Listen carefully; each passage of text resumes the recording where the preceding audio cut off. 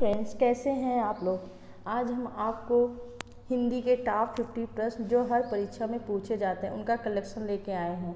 अगर आपको ये क्वेश्चन अच्छे लगते हैं तो लाइक करिए, सब्सक्राइब करिए और हमारे चैनल को शेयर करिए ताकि इसका ज़्यादा से ज़्यादा लोग इसका फ़ायदा उठा सकें। ठीक है, चलो देखते हैं आज का पहला प्रश्न क्या है।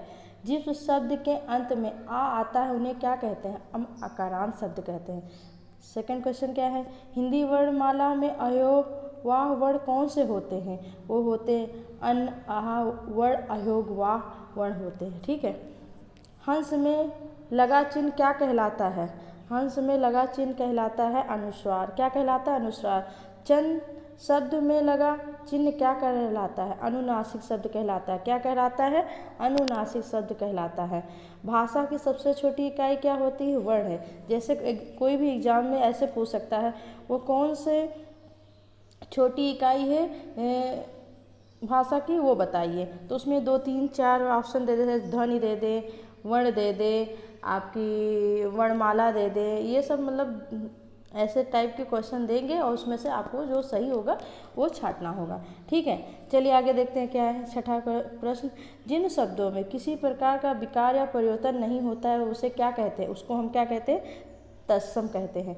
किसी सातवां क्वेश्चन क्या है, कार्य के होने में बोध कराने वाले शब्द को क्या कहते हैं? क्रिया कहते हैं। भाषा के शुद्ध रूप का ज्ञान किससे होता है? व्याकरण से होता है।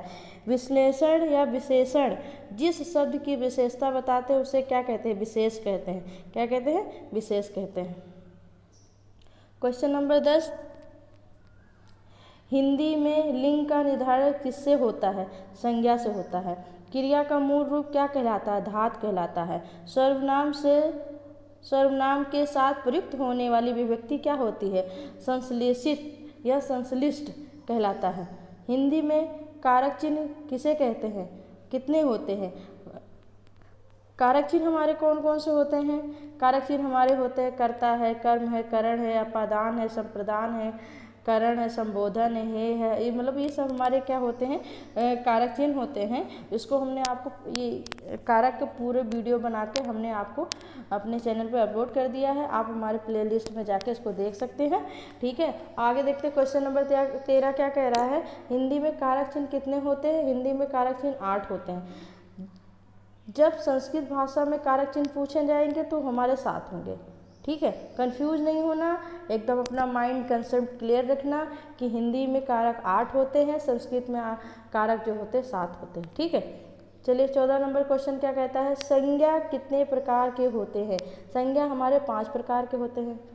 क्वेश्चन ऐसे आ सकता है कि संज्ञा हमारे कौन से कितने होते हैं? तो 5 होते हैं और उसमें किसी का नाम दे देंगे, उसको पहचानना होगा। पहला कौन है? व्यक्तिवाचक संज्ञा, जातिवाचक संज्ञा, भाववाचक संज्ञा, समूहवाचक संज्ञा और द्रव्यवाचक संज्ञा। ठीक है, इसका हम जो है संज्ञा के बारे में एक पूरी डिटेल में वीडियो बनाएंगे और उसके एक एक करके उसको डिस्क्राइब करेंगे और उसके उदाहरण क्या क्या है और जो किस प्रकार के जो है क्वेश्चन पूछे जाते हैं हर एग्जाम में, वो हम आपको नेक्स्ट वीडियो में बना के बताएंगे। ठीक है, चलिए 15 नंबर क्वेश्चन देखते हैं। वह शब्द जो विशेषण की विशेषता बतलाते हैं उन्हें क्या कहते हैं? उसको हम परिविशेषण कहते हैं। ठीक है, आगे देखते हैं। क्वेश्चन नंबर 16, सर्वनाम किसे कहते हैं? सर्वनाम वो शब्द कहलाते हैं जो संज्ञा के स्थान पर प्रयोग में लाए जाते हैं, उसको हम क्या कहते हैं? सर्वनाम होते हैं। वो कौन कौन से होते हैं? यह होता है, वह होता है, वे होते हैं, उनका होता है, इनका होता है, इन्हें इत्यादि। ठीक है, आगे क्वेश्चन देखते हैं। क्वेश्चन नंबर 17 सर्वनाम के कितने भेद होते हैं? सर्वनाम के 6 भेद होते हैं। कौन कौन से होते हैं? पुरुषवाचक सर्वनाम, निश्चयवाचक सर्वनाम, अनिश्चयवाचक सर्वनाम, प्रश्नवाचक सर्वनाम, संबंधवाचक सर्वनाम, निजवाचक सर्वनाम। ठीक है, तो ये हमारे कितने होते हैं? 6 होते हैं सर्वनाम।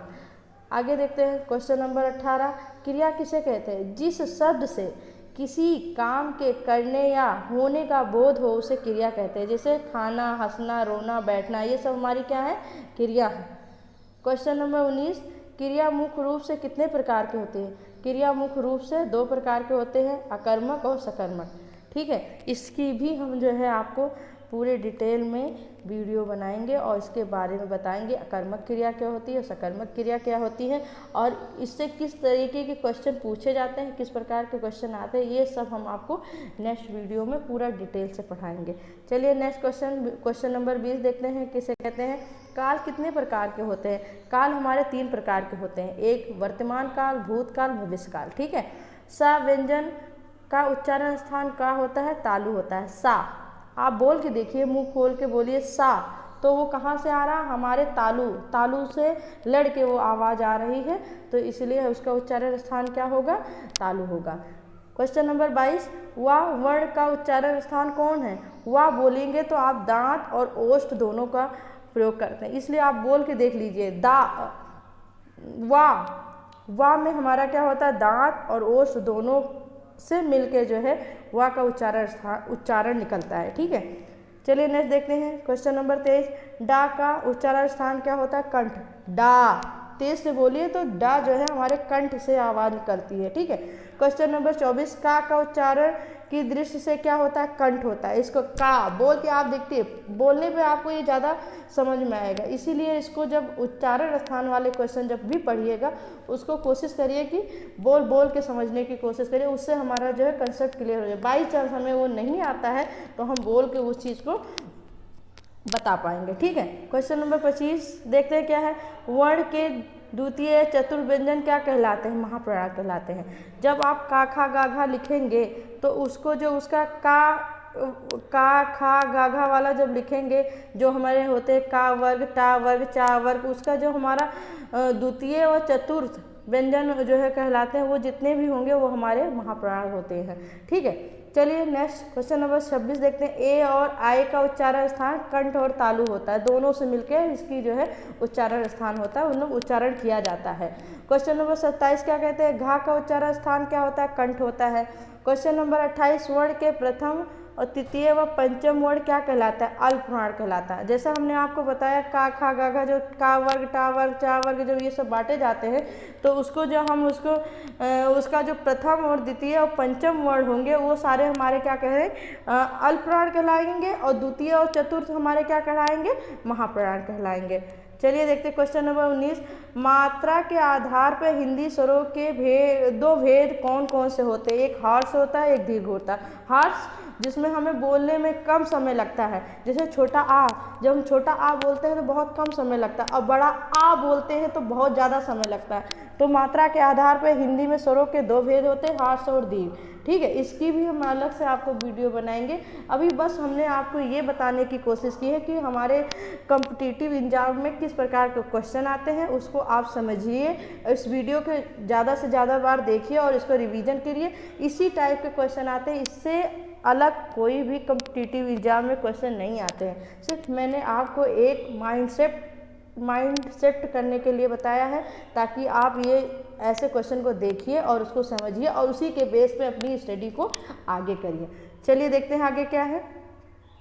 क्वेश्चन नंबर 29 या 29, मात्रा के आधार पर हिंदी में स्वरों के 2 भेद होते हैं। ठीक है। वो कौन कौन से होते हैं? हर्ष और दीर्घ।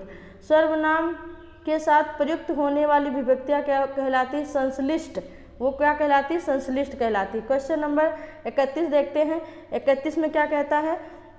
31 में हमारा क्वेश्चन नंबर क्या कह रहा है? 31 में कह रहा है कि शिक्षक विद्यार्थी को हिंदी पढ़ाते हैं, वाक्य में क्रिया के किस रूप का प्रयोग किया गया है? 2 कर्मक रूप का प्रयोग किया गया। क्यों? क्योंकि शिक्षक जो है हमारा प्रथम हुआ और विद्यार्थी हमारा दूसरा हुआ, तो इसलिए क्या कर रहा है? वो 2 कर्म कर रहा है। शिक्षक विद्यार्थी को हिंदी पढ़ाते हैं, वाक्य में क्रिया के साथ किस रूप का प्रयोग किया गया? मतलब 2 रूप में पढ़ाने का काम कर रहा है, तो इसलिए यहाँ पर 2 कर्म क्रिया होगी। चलिए आगे देखते हैं। क्वेश्चन नंबर 32, मुझे किस प्रकार का सर्वनाम है? इसमें पूछा गया जो मुझे लिखा गया है वो किस प्रकार का सर्वनाम है? वो उत्तम पुरुष का सर्वनाम है। जब आप 1 वचन 2 वचन किसी का पढ़ेंगे तो उसमें ये समझ में आ जाएगा। मानव शब्द का विश्लेषण क्या होता है? मानव शब्द का विश्लेषण मानवीय होता है। क्वेश्चन नंबर 34 में क्या कह रहा है, चिड़िया आकाश में उड़ रही है, उस वाक्य में उड़ रही क्रिया किस प्रकार के होते हैं, ये आकर्मक हो रही है, क्योंकि इसमें जो है चिड़िया आकाश में खुद के द्वारा मतलब उड़ रही है, इसलिए वो खुद ही उसको क्या कहेंगे, आकर्मक क्रिया कहेंगे।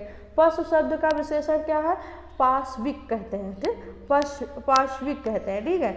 और क्वेश्चन नंबर 36 क्या है, नेत्री शब्द का पुल्लिंग रूप क्या होता है, जैसे नेता नेत्री, ठीक है, उसका नेता कहते हैं। उत्कर्ष का विशेषण क्या होता है, उत्कृष्ट, उत्कृष्ट, ठीक है। क्वेश्चन नंबर 38 क्या कहता है, काम का तत्सम रूप क्या होगा, कर्म होगा।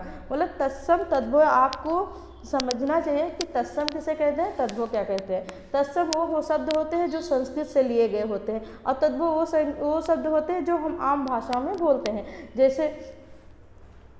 जैसे दूध है, हम आज भाषा में उसको दूध बोलते हैं, पर उसका संस्कृत भाषा जो होता है वो दुग्ध होता है। जो दुग्ध वाला संस्कृत भाषा होता है उसी को हम तत्सम कहते हैं, और जो दूध बोलते हैं उसको हम तद्भव कहते हैं। इसकी भी एक हम अलग से वीडियो बनाएंगे, आपको इसके बारे में डिटेल से पढ़ाएंगे, और इसमें जो जितने इम्पॉर्टेंट क्वेश्चन होंगे जो प्रीवियस ईयर में आए हुए हैं सारे कॉम्पिटिटिव एग्जाम में, उसको हम आपके साथ सॉल्व कराएंगे, आप उसको जानेंगे ये कैसे होता है, ठीक है। चलिए अब आगे देखते हैं। क्वेश्चन नंबर 29 क्या कहता है, दूध का तत्सम रूप क्या होता है, हमने आपको समझाया, उसको दूध कहते हैं, ठीक है। क्वेश्चन नंबर 40 क्या कहता है, 40 नंबर क्या कहता है, पा वर्ग का उच्चारण मुंह के किस भाग से, ओष्ठ से होता है। पा बोलिए तो देखिए ऊपर का और नीचे का जो ओंठ के भाग होते हैं वो आपस में क्या कर रहे हैं, टकरा रहे हैं, तो वहाँ वो मतलब ओठ से उसका जो है उच्चारण हो रहा है। क्वेश्चन नंबर 41 क्या कहता है, मतलब 41 नंबर, चा छा जा झा व्यंजन के उच्चारण को मुखांगों के व्यवहार के आधार पर क्या नाम दिया जाता है, तालव्य, उसको हम तालव्य। आप बोल के, मैंने क्या बोला है, उच्चारण स्थान को आप जितना बोल के समझेंगे उतना ही अच्छा होगा, उसके लिए कोई वो नहीं। इसका यही रिवीजन है कि आप जब भी इस तरह के क्वेश्चन करिए, आप स्वयं से बोल के और उसको जानने की कोशिश करिए कि वो जो उच्चारण है वो कहाँ से निकल रहा है, तो उसी बेस पे हम उसको जो है आप उसका टिक करिए, ठीक है। चलिए क्वेश्चन नंबर 42 क्या कहता है, मुझे किस प्रकार का सर्वनाम है, उत्तम पुरुष सर्वनाम है, क्या है, उत्तम पुरुष सर्वनाम है। चलिए आगे देखते हैं। क्वेश्चन नंबर 43, वह धीरे धीरे आ रहा है, वाक अव्यय के किस भेद के अंतर्गत आता है, क्रिया विशेषण के, किसके अंतर्गत आता है, क्रिया विशेषण के। क्वेश्चन नंबर, मानव शब्द का विशेषण क्या है, मानवीय होता है, ठीक है। क्वेश्चन नंबर 45, चिड़िया आकाश में उड़ रही है, इस वाक्य में उड़ रही क्रिया किस प्रकार, आकर्मक है, ठीक है। बुढ़ापा भी एक प्रकार का अभिशाप है, इस वाक्य में बुढ़ापा शब्द की संज्ञा का भेद बताइए। भेद क्या है, वो है भाववाचक है, क्योंकि बुढ़ापा मतलब कहने का मतलब बुढ़ापा हमारे अंदर भाववाचक मतलब हम लोग की मतलब ये है, इसलिए भावनाएं हैं, इसलिए भाववाचक होते हैं, ठीक है। आगे देखते हैं 47 क्या कहता है, आलस शब्द का विशेषण क्या होगा, आलसी होगा। प्रवृत्ति शब्द प्रवृत्त का विलोम शब्द क्या होगा, निर्वृत्त, निर्वृत्त। आगे देखते हैं क्वेश्चन नंबर 49, अतरंग, अतरंग शब्द का विलोम क्या होता है, बहिरंग। प्रश्न, गुप्त का विलोम शब्द क्या होता है, गुप्त का विलोम शब्द होता है प्रकट, ठीक है।